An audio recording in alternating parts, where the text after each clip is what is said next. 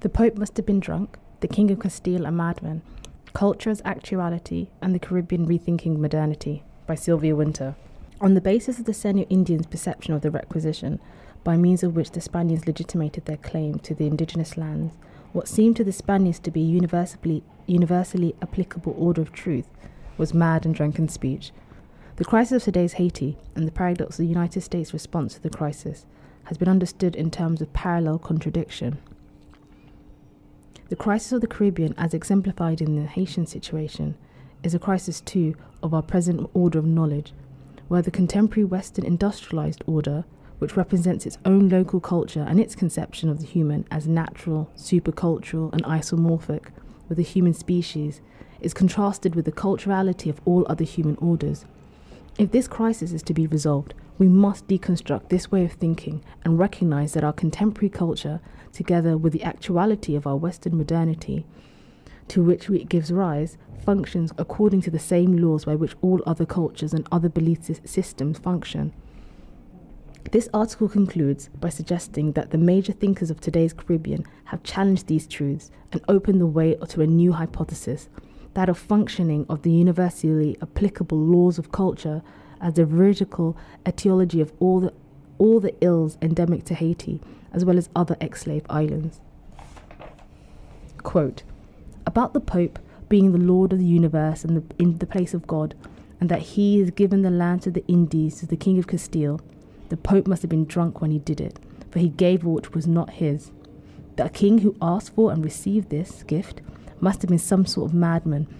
for he asked and had given to him which belonged to others. This is the Senu Indians' reply to the Spaniard local cultural conception of legitimacy of the papal bull of 1492, which gave the New World to Spain, as quoted in Greenblatt, 1974. Second quote. The objectification of the world continually brings man into conflict with his fellows. This competition, however, is not in Heidegger's view the consequence of political or personal ambition, as Machiavelli or the ancients understood it, nor simply the result of a universal desire for self-preservation, as Hobbes might have characterized it,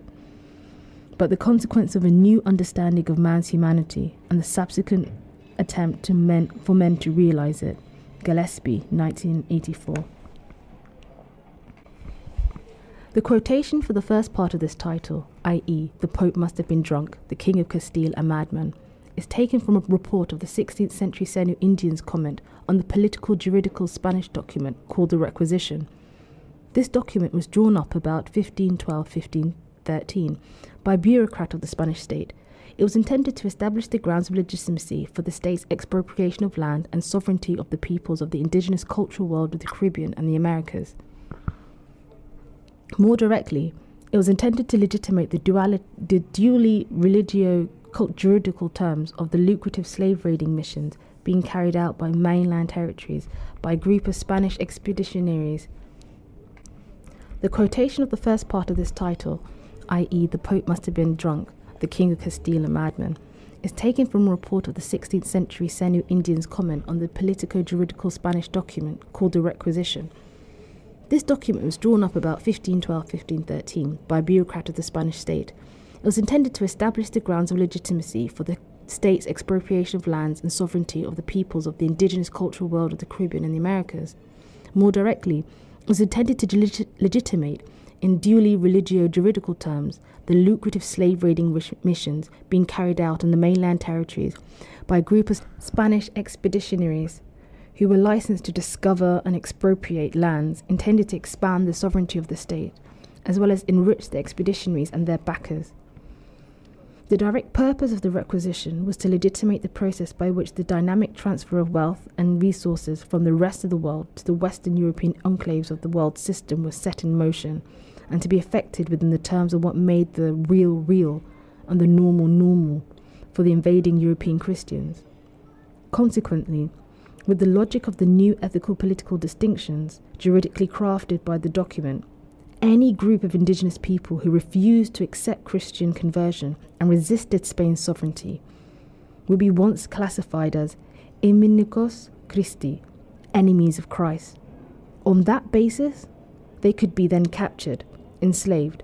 and sold within the prescriptive rules laid down by the church with respect to what could and could not be accepted as just causes for the enslavement of others. However, while deploying their classificatory terms of the church and its universal narrative, the requisition now functioned within a particular terms of the new discourse of the insipidly civic humanistic reason of state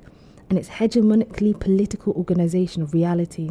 as affected by the modern European state, in whose primary interest the structure of our present world system was first laid down. The function of the juridical document was therefore to draw the culturally alien people of the Caribbean and the Americas within its classificatory logic of the Judeo-Christian local cultural theology, and yet do so in a specifically monarchical juridical term that would make their subjugation and expropriation by the Spanish state seem real and normal. The central declaration of the document was therefore based on the Church's specific conception of history, in which, because Christ had given the earth to the Pope's keeping and the Pope had donated the lands to Spain so that the Indians could be evangelized into the only true faith and thereby emancipated as barbarous nations from their enslavement to a diabolical religion, any resistance by the indigenous people would make the lands justly expropriable and they themselves justly enslavable. The Seno Indians, on the other hand, speaking within the quite different categories of their still polytheistic and divinized nature religious cultures, could only interpret the discourse of the requisition as pronounced by the subjects of the Spanish state as nonsense, as the speech of drunkards and madmen. Their response to the requisition, reformulation of the papal bull of 1493, which gave most of the New World to Spain and eventually Brazil to Portugal, therefore enables us to recognize, as Richard Rorty was to argue several centuries later,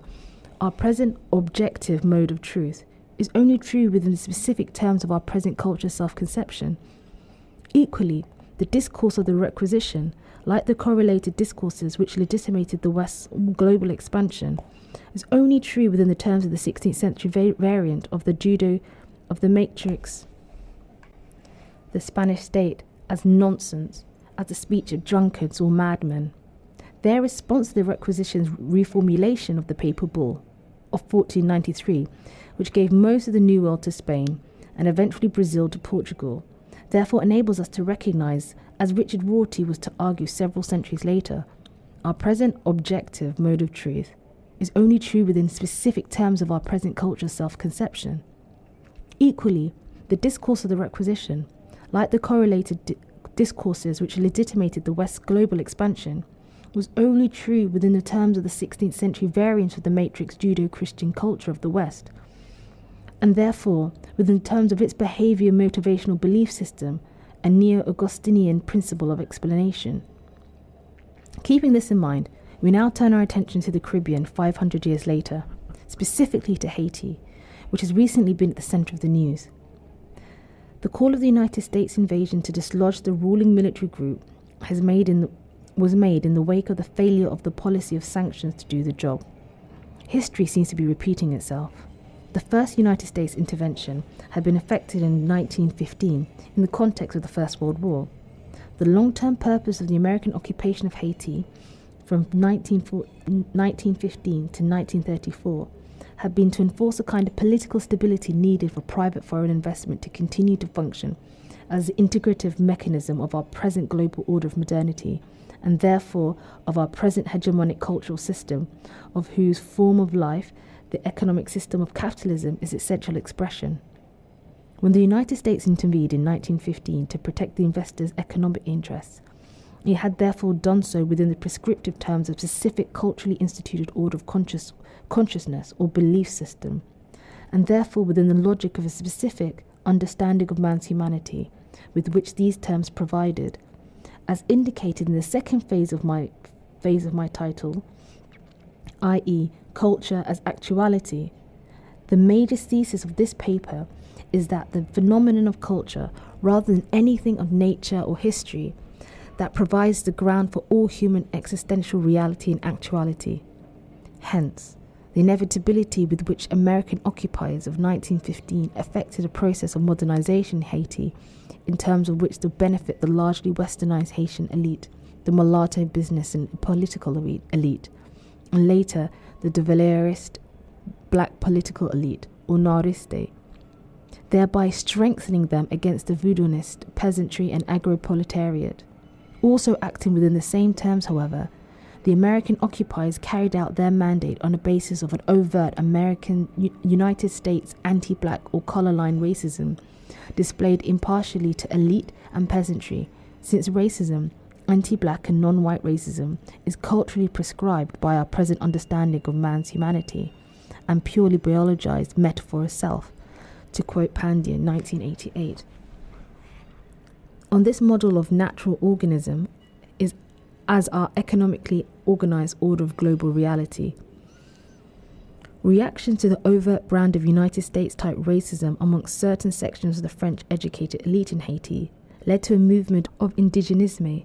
whose thrust was to lay claim to and revalorize the African components of Haitian culture, specifically the popular neo-agrarian religion of Voodoo, which, although syncretized with Roman Catholic elements, is essentially African-derived, as a religion that had been made within the logic of contemporary Western thought into the byword of an antithetical irrationality to its own ostensibly supercultural order of rationality, into the Derridian fool to its logos.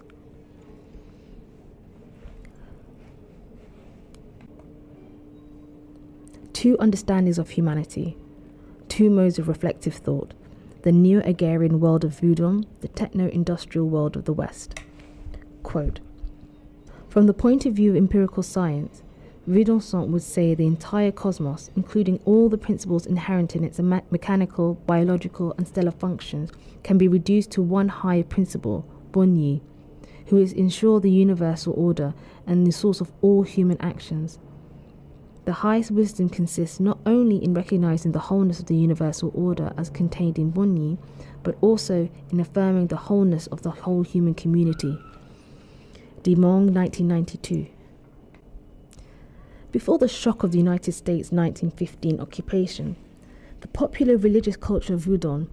even were repressed and stigmatized by the elites as the price of the ticket for the assimilation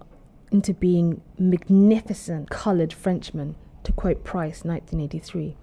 had been nevertheless inscribed in the Haitian collective psyche because of its unifying role that the counter-belief system had played in making possible Haiti's anti-slavery independence struggle and victory against the French. The return of the elite to reclaiming the legacy was therefore part of an intellectual challenge to what most Haitians now saw as their island's neo-imperial occupation by the Americans. There are two variants of this challenge. One thrust that Price Mars laid the emphasis on, the calling into question the distortions of Western ethnographic accounts of Voodoo. The other, that Francois Duvalier and his Noiristes was to manipulate Voodoo together with the secret society system as a powerful semi-official tool to which to displace the hegemony of the largely mulatto upper-class elite, replacing it with its own socially mobile, lower-middle black, but no less educationally westernized elite.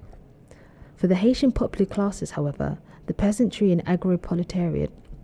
whose practitioners of Voodoo lived within the terms of a quite different understanding of man's humanity, the major issue wasn't the Southern-style white racism of the Americans. Rather, it was an issue of the direct impact on their lives of the process of modernization that the Americans carried out within the terms of a cultural logic and principle of organization directly opposed to their own.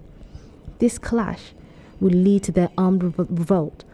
under the leadership of peasant leader Charlemagne Peralta. Although Peralta was eventually defeated and executed, semi-lynching style, by the Americans, he became both a national hero for the de Valériste Haitian elite,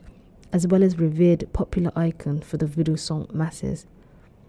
This armed revolt had therefore been the expression of a profound clash between the Americans as the bearers of West's techno-industrial understanding of man's humanity,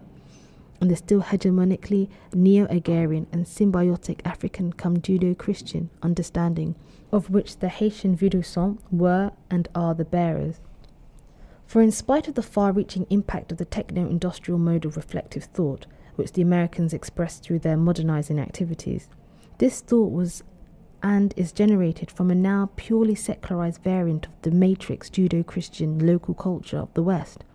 as a variant which, although now globalized, is itself one of the forms of life has locally taken, to quote Geertz, 1983. In consequence, the clash between the American occupiers and the Vidusant Haitian peasantry was one between two ways of life, two orders of consciousness, or modes of being, two modes of the real and normal, both of which until then coexisted in the hegemonic cultural terms of the former and therefore within the structural logic of the world system now put in place by the West from the 16th century on, to quote Wallerstein, 1974. Hence the paradox that it was the modernizing and debt-collecting imperative of the first 1915 United States intervention that would lead directly to today's escaping, only to be repatriated again by the patrolling American Coast Guard vessels. Boat people, that is, as refugees that were only secondarily economic refugees, as they are classified as being in order to be denied asylum status, but rather primarily escapees from the global effects of the implacable logic of our present techno-industrial mode of reflective thought.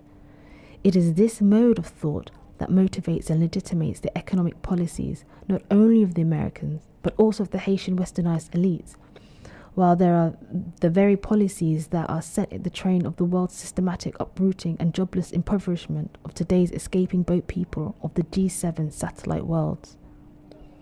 One needs to point out here that Haitian boat people are, in their majority, the descendants of African slaves, rather than in the case of Cuba, primarily of European settlers and their mixed descendants. Therefore, unlike the Cubans, the Haitians are black and not fleeing from communist, but only from a neo or peripheral capitalist military dictatorship. This is not to say that the call by both white and black Americans for the intervention to restore democracy by restoring Aristide to power is not sincerely meant,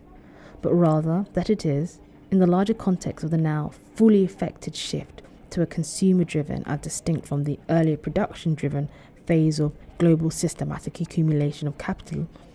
that the goals of blocking the entrance of a large mass of black Haitian refugees into the United States and that of restoring democracy in the Western bourgeois definition to Haiti coincide.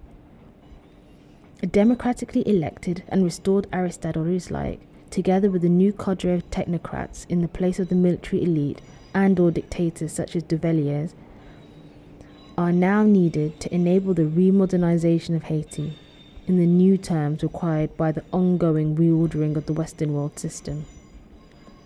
New prescriptive rules are now needed for the global economic system as a function of a stable replication of our present local culture and its Western bourgeois understanding of man's humanity. If we see our present understanding as a transsumed form, i.e., a new form, which nevertheless carries over the old meanings, to quote Bloom 1983, of the original matrix understanding put in place in the rise of the Judeo-Christianity's then new conception of being human, a culture historical continuity can be identified. For while even refugees from Castro's Cuba are being detained, it is against the would-be migrants of Haiti as the largest nation-state island of ex-slaves, and therefore in its majority black Caribbean, that the most total exclusion is now being carried out. The continuity here is that it had also been on these islands, and specifically on the island shared today between Haiti and Dominican Republic, that the initially culturally legitimized division of labor, based on the West's 16th century invention of man, Foucault 1973, had established the hierarchical structures that is the founding of both the Caribbean and what is today's world system. The first hierarchical structure pattern, one that had been based on the dominant subordinate relationship of settler to natives or Europeans to Indos on the one hand, and of the master to slave, European to Negroes on the other, had been put in place in the basis of two forms of forced labour institutions. These had been the neo-serf, encomienda system, manned by Indios, and that of the slave plantation system, manned by Negroes, both of which had been put into place by Europeans in the terms of their then specific 16th century local culture understanding of man's humanity. Another culture historical continuity was to underlie the more total degree of exclusion being inflicted today on the Haitians as in contrasted by the Cubans. This was that, in the wake of the abolition of slavery and the context of the West's second invention of man, in a now totally secularized form, it was to be, as Jacob Pandian, the anthropologist, further points out, the people of African hereditary descent who were to be made into the physical referent of the ostensibly genetically disselected human other, or nigger, nigre, to man's, with a capital M, new self-conception. This is, as the eugenic, i.e. genetically selected self, with a capital S, within the new biologized understanding of man's humanity. It is therefore within terms of this new globalized understanding that the black popular majority of the ex-slave Caribbean and centrally of Haiti now find themselves imprisoned today, driving them to seek escape by migration as boat people to the United States, at the same time as they are blocked by the United States Coast Guard vessels. There's another central continuity here. At the time of the initial putting in place of the founding structures of the post-1492 Caribbean by the Spaniards, who had then coercively, with their ships hovering offshore, put these structures in place, these Spaniards too would have understood their own actions as aculturally as we understand our actions too today. That is,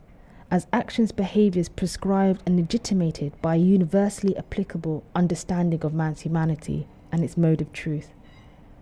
The proposed parallel here is that the legitimating speech put forward by President Clinton to defend the paradox of both attempting to restore democracy to Haiti with warships and marines, at the same time as his Coast Guard vessels enforced the exclusion of Haitian migrants to the United States, makes sense and therefore is not a parallel mad discourse, only within the terms of our present understanding of man's humanity and its local culture of order of truth. Since if for the Americans Aristide's return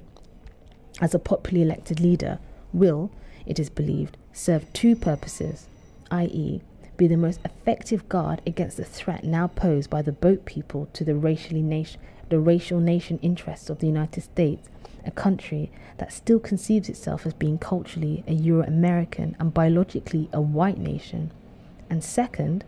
provide a stable atmosphere for United States investments.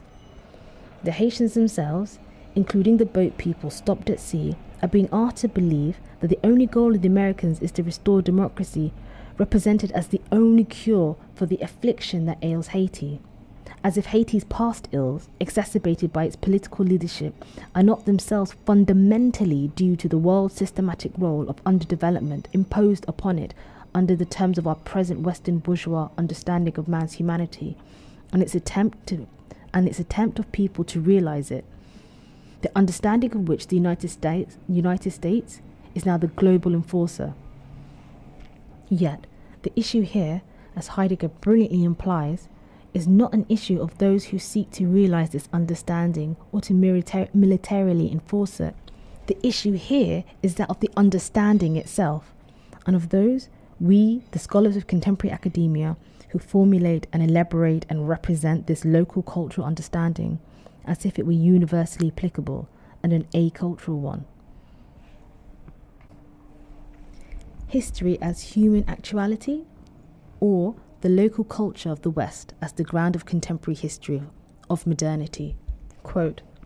as we have seen, the question, what is history, asks whether history is human actuality or merely the product of human imagination, i.e., whether it is res gestae or historia reum gestorum. Modernity has come to the conclusion that it is the human actuality, the philosophical development that occurs, represents the increasing, ultimately utter historicization of Western life and thought.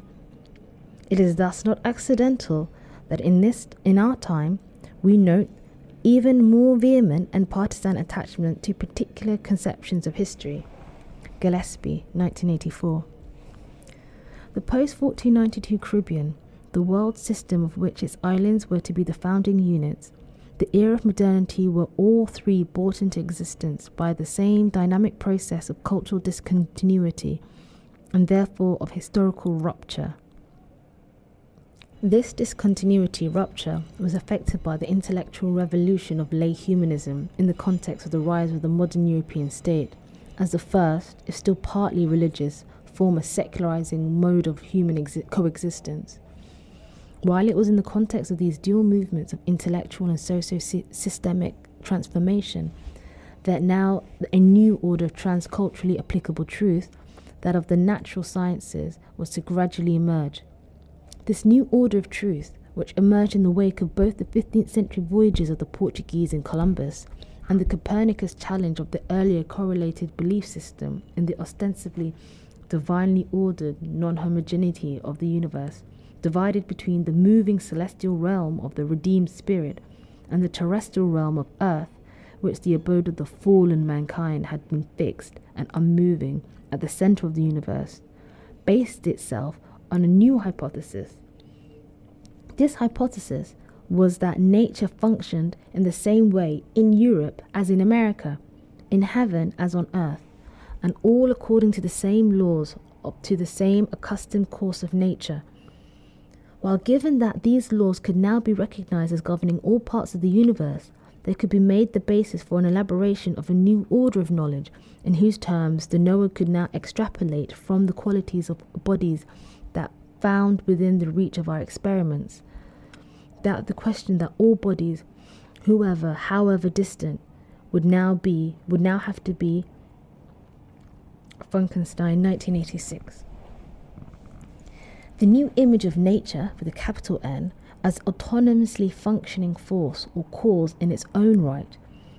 was to accompany a parallel process of secularizing or degodding the criterion of being human at the public levels of existence that would be the defining characteristic of both the process to which we give the name modernity and the world system that was to be conditioned of its existence.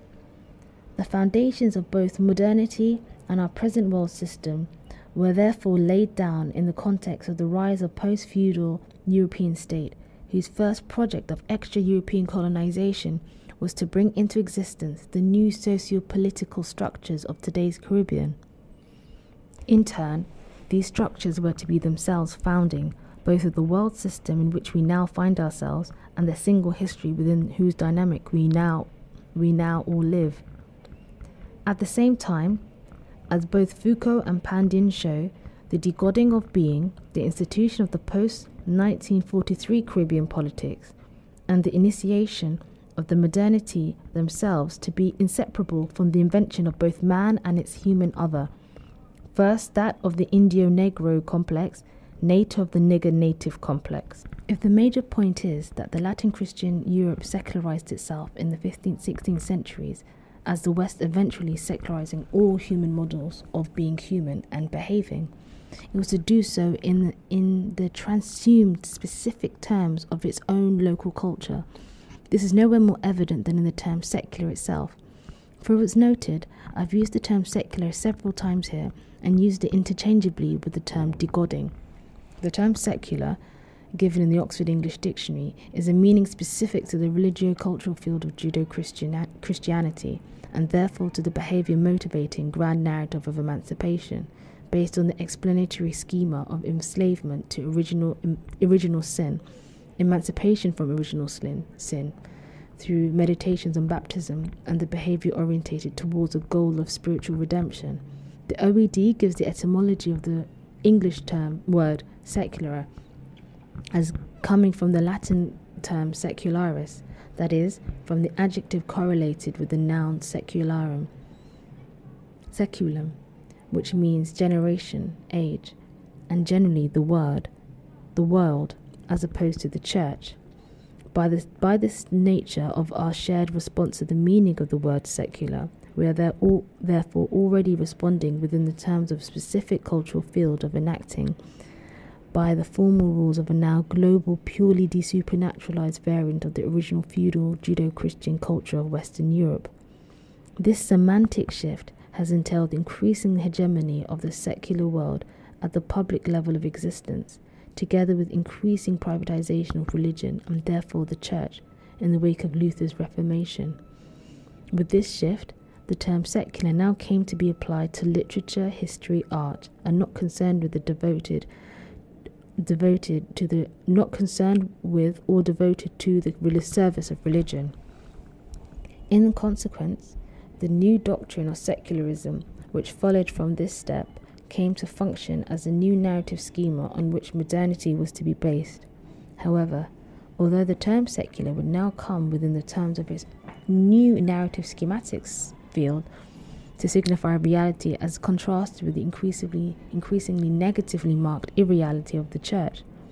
it did so in terms that were themselves generated as a variant form from the matrix narrative schema that had been the founding both of culture of Judeo-Christianity's West and of its precursor, the still polytheistic cultural philosophical system of the ancient Greek polis. This new discourse of civic humanism, which affected this transfer of hegemony, did this by transuming the matrix Judeo-Christian grand narrative of emancipation and its Augustinian principle of explanation of mankind's enslavement to original sin, and its imperative quest for remission from this sin, and therefore redemption in the otherworldly city of God. This new schema had been that of mankind's represented enslavement both in the pre-political state of nature and the irrational, particularistic and self-interested aspect of its own nature, which with remission from the enslavement being only possible by subjecting oneself to the rational order of political state. Seeing that the state as universal was now empowered to secure the common good as against threatening chaos and disorder of the war of each against all, of the particular and private interest of one against the others. It is this behavior motivating schema and the correlated understanding of man's humanity from which derived that therefore served to revalue the terms of the former church-world opposition, i.e. revalue the terms of church-world opposition, i.e. revalue the world as a sphere of a fixed and stable, although temporal reality, at the same time as regulated the church as a private sphere of increasingly super spiritual and irreality. It was in this context that the process, those whose effects were also that of the transformation of the church into the spiritual arm of the state, as the state earlier had been the temporal military arm of the church, that the term of legitimation on whose basis Spain expropriated the New World was prescribed and enacted. That is, as terms which, although found by the Senu Indians from the culturally external observer perspective to be mad and drunkard, and therefore nonsense, were to be indispensable to the specific cultural historical dynamics out of which modernity and the contemporary Caribbean and the Americas were to emerge, and on the basis of whose ground Europe's conquer of the Americas was effected and made to seem legitimate and just. Our shared understanding of the word secular as academics and scholars, all of whom, whatever our culture's origin, have been disciplined, in Foucault's sense of the word, in the conceptual models of the epistemological order derived from the original basis of the studia, is only made possible by our already enculturation in a specific culture systemic category in which this word has come to have the same transcultural meaning as such terms as degodding or desupernaturalization. However, within the shared field of our mutual understanding, the expression itself, i.e. culture systemic category, cannot help but strike a jarring note. It is given the acultural premise of which our present shared mode of comprehension is based, i.e. the premise specific to our present now purely secularized variant of the matrix Judeo-Christian culture, that we are not in a culture at all, that our native model of reality, Legacy 1973, is a reality in itself. The term culture systemic categories cannot be heard or normally understood to make sense for us within the Foucauldian regime of truth of our present order of knowledge and its disciplinary paradigms. At the same time, Because of our present episteme, or order of knowledge, elaborates itself on the basis of a now purely biological description of human, in whose terms man has been invented in the second form on the model of a natural organism, to quote Foucault 1973, and with the model serving as a non-questionable rhetorical a priori, to quote Grassi 1980, this a prioristic model then enables our present distillery paradigms to represent their local cultural conception of human, as if the conception were isomorphic with the human species itself. This conflation of man-human then enables the well-being of the specific category of human man to be represented as if the well-being too were isomorphic with the well-being of the human species as a whole, and by extrapolation as if the well-being of the West and the westernized developed enclaves were, are, or could ever be isomorphic with the well-being of the underdeveloped satellite areas such as Haiti. The crisis of the Caribbean, as vividly exemplified by these past few weeks in the Haitian situation, is therefore, like the overall crisis of modernity, the crisis too of our present order of knowledge, as the elaborated expression of our present understanding of man's humanity and its correlated behavior motivating schema, in which the cultural systemic conception, man, is misrepresented as if it were human itself. If this crisis is to be fundamentally resolved, therefore, the misrepresentation, together with the founding rhetorical strategy which makes it believable, must be deconstructed. Frantz Fanon, Aimé Césaire, and other major thinkers of the ex-slave Caribbean have challenged ostensibly the supercultural,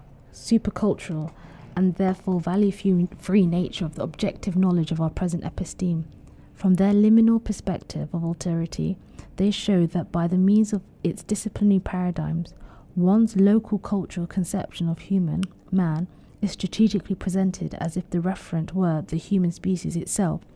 as if its cultural systemic world were the new church of its ground of actuality, supercultural, its speech not the mad and drunken, as inside that ground it is rational, logical, and alone explicable as truth. In this context, and against the central premise of modernity with respect to the non-homogeneity of our contemporary Western industrialized order, which represents its own actuality as supercultural as contrasted with the culturality of all other human orders, we can put forward the following hypothesis: that our contemporary culture, together with the actuality of the westernized modernity to which it gives rise, functions according to the same laws by which all other cultures and behavior motivational belief systems, including that of Voodoo, function. Culture as actuality, the ex-slave Caribbean, and the disenchanting of consciousness, belief, ideology. Poem. The child does not know, the map of spring has always to be redrawn again, the undared form. O fresh source of light,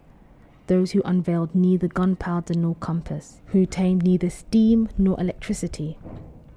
those who explored neither sea nor sky, but without whom the earth would not be earth. Césaire, 1938. Given the role of alterity in the human otherness imposed upon the recently freed slaves of the Caribbean and the Americas, Pandy, 1988, as a function of the West's 19th century reinvention of man on the model of a natural organism, it is precisely this biologized understanding that the major thinkers of ex-slave Caribbean have compelled to call into question. This is because, although as the educated elites of the majority ex-slave, but still until the 1960s, colonized populations also had been socialized by the educational system of European colonial powers in the terms of the same understanding of man's humanity,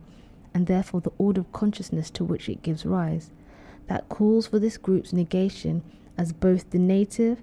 and the nigger, negro, nigger, other of the Western bourgeois criterion of being human, man.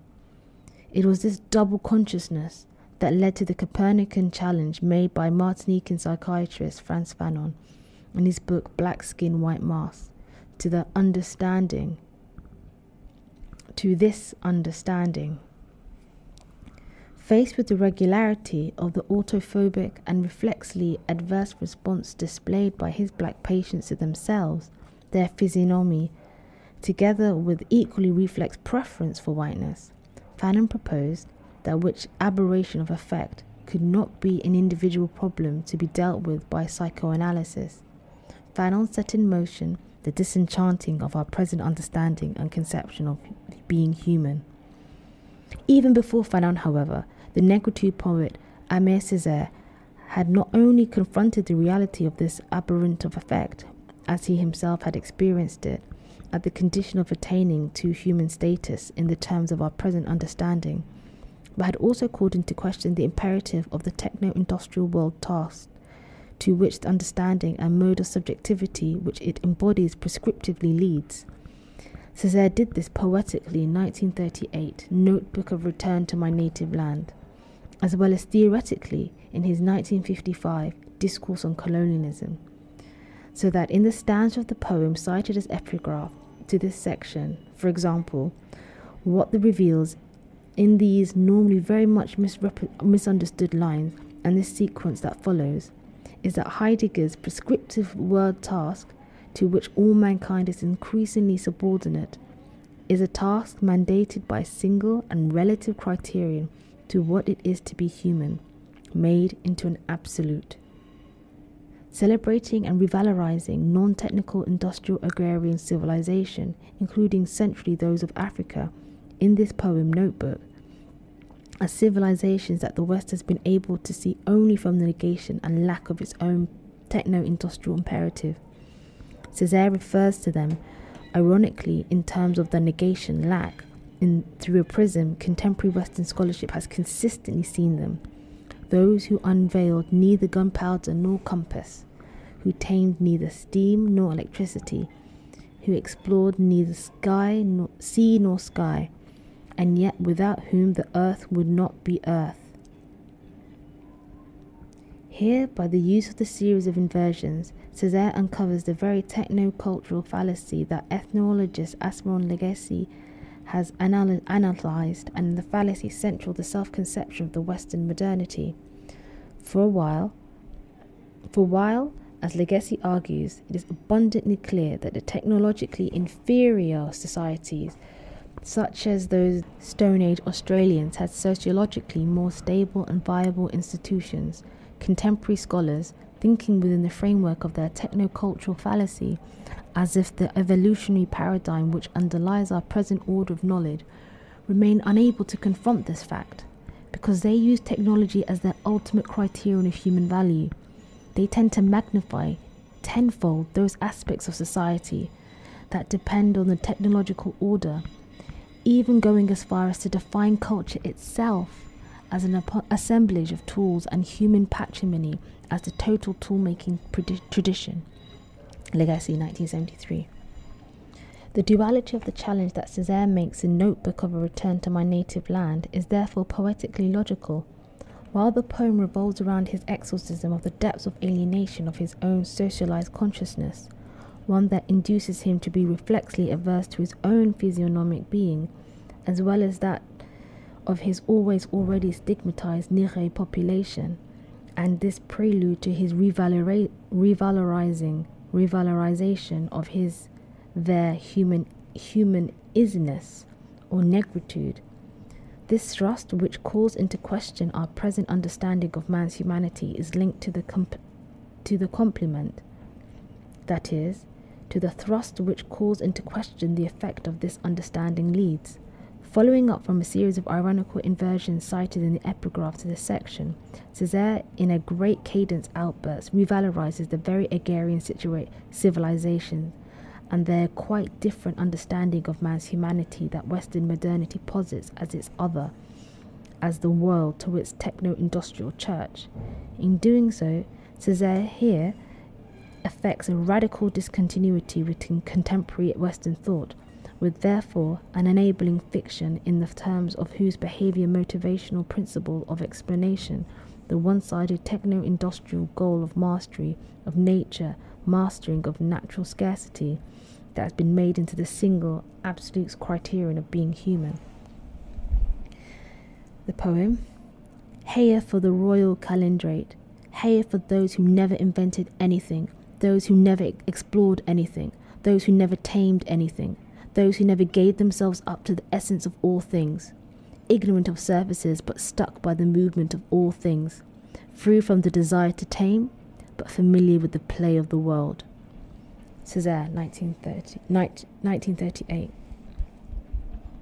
Humans, Nietzsche argued,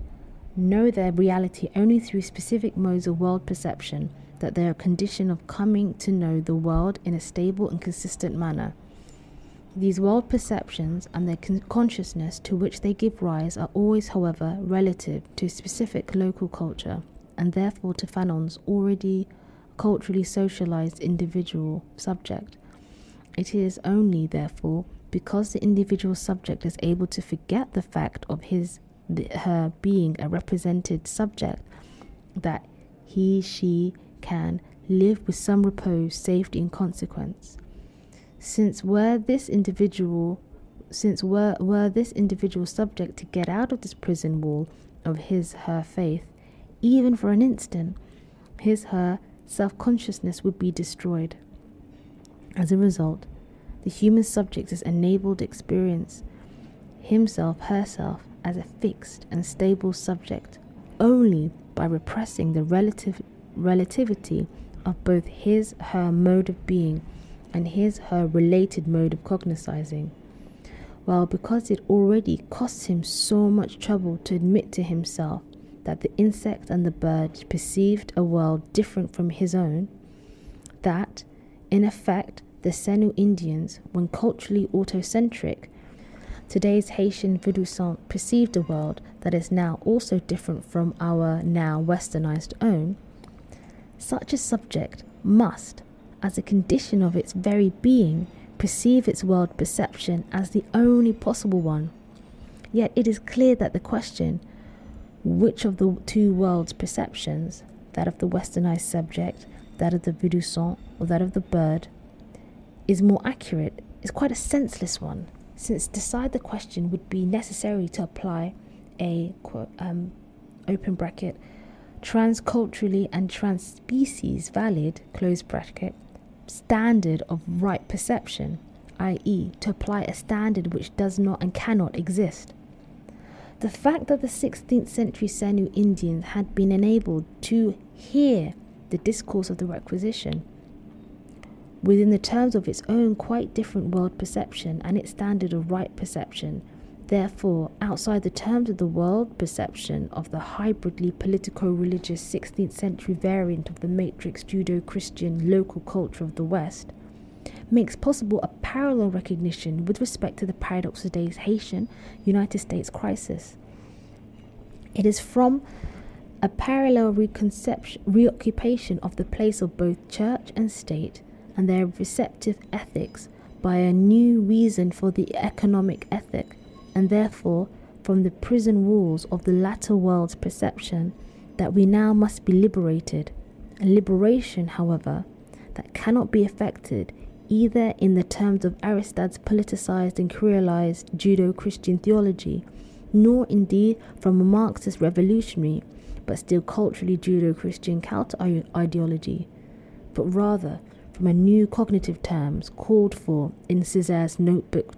of a return of my native land, as well as Fanon's black skin, white masks. Terms, on one hand, of the exorcism, and on the other, of an socio-diagnostic of our present order of consciousness, the local cultural understanding of man's humanity and relative behavioral motivational schema or belief system, terms that would therefore call for disenchanting of all belief, voodoo to the root of all belief of our contemporary westernized own. Conclusion.